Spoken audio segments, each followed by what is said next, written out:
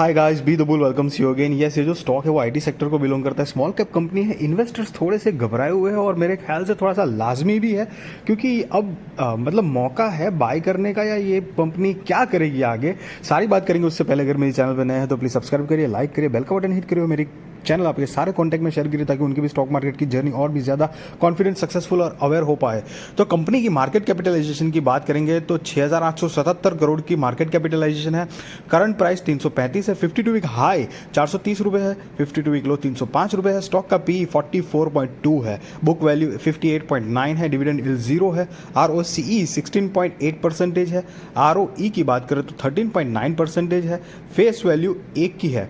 देखो दोस्तों, ये स्टॉक ऐसा है कि मैं आपको सारे पैरामीटर्स दिखाऊंगा, सारी बात करेंगे, उसके बाद आप एक बारी कंक्लूड करना कि अगर फ्रेश बाइंग करनी है तो ये मौका बन रहा है या क्या है कंपनी में, क्योंकि एज सच कंपनी के फाइनेंशियल जो है वो इतने खराब नहीं है जितने की स्टॉक लगातार गिर रहा है करके।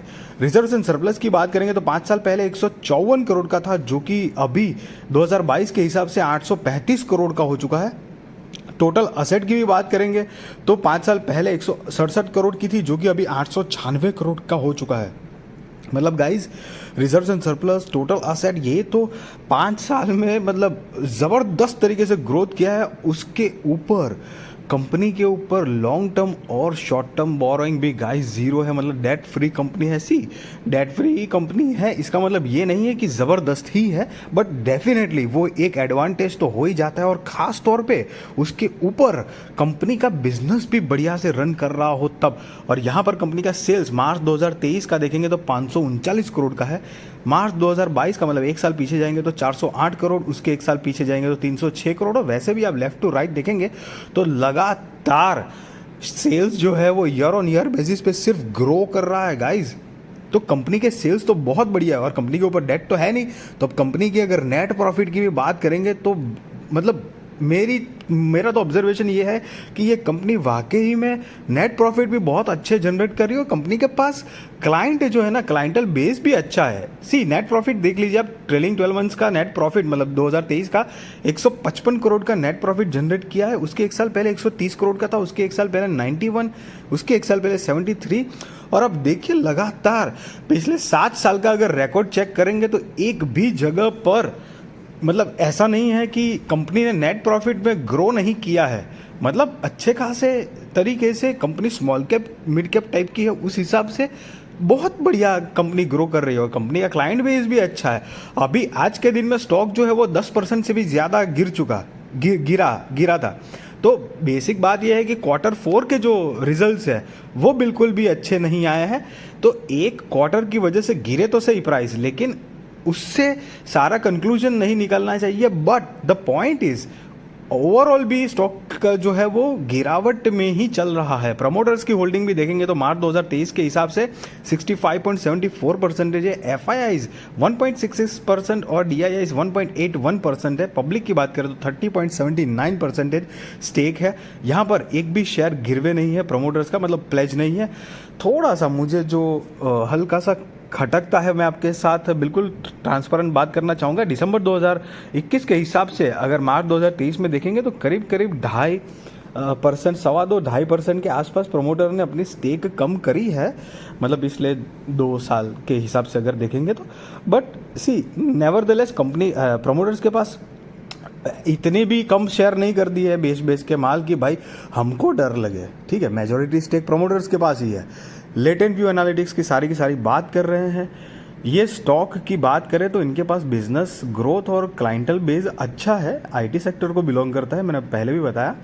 बट स्टोरी क्या है कि नवंबर 2021 में जब से स्टॉक आया है उसके बाद आप देख सकते हैं लगातार मतलब करीब 1.5 साल हो जाएंगे, मतलब 1.25 साल हुए हैं ये स्टॉक जब से आया है तब से गिर ही रहा है। और ऑल टाइम 51.79% का नेगेटिव रिटर्न दे दिया है। मतलब 21-22 और 22 और दूसरे ये 5-6 महीने, मतलब 1.5 साल हो गए बिल्कुल स्टॉक उठ नहीं पाया है।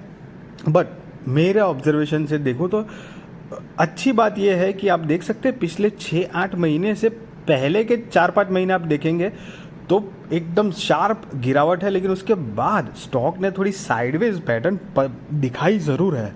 अब आपको लगता होगा कि भाई सब कुछ बढ़िया है क्योंकि नेट प्रॉफिट भी जनरेट हो रही है, सेल्स भी बढ़ रहा है, रिजर्व बढ़ रहे हैं, सरप्लस बढ़ रहा है, असेट बढ़ रही है, तो स्टॉक की गिरावट का कारण क्या है? डेट फ्री भी है। देखो कभी कभी ऐसे होता है, और आईटी सेक्टर जो है वो थोड़ा सा ना मंदा चल रहा है, पूरा आईटी सेक्टर ही थोड़ा सा डाउन और मंदा चल रहा है, तो वो भी एक इफेक्ट हो सकती है। इतने टाइम तक जो है वो मार्केट, देखो मार्केट ने भी अपना जो पिछला ऑल टाइम हाई था 18,600 के आसपास, तो वो थोड़ा सा ब्रेकआउट दिया था, लेकिन फिर वापस गिरावट आ गई। तो उसके बाद मतलब मार्केट ने भी कोई ऐसी ढांसू मतलब अपसाइड मूवमेंट नहीं दे दी है। हालांकि इसी एक बात भी फैक्ट है, वो इग्नोर नहीं करना चाहिए कि स्टॉक की प्राइस इतनी ज़्यादा भी नहीं गिरनी चाहिए। But see small cap companies होती है ना, तो आपको थोड़ा सा मिड कैप स्मॉल कैप में थोड़ा इतना एक्सेप्ट करके रहना चाहिए।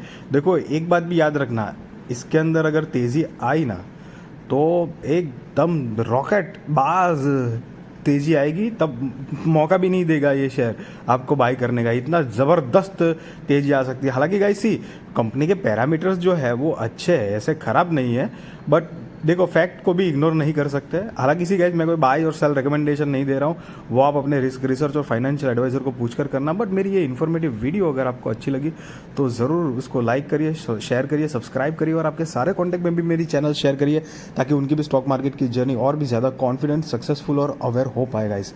Thank you so much guys.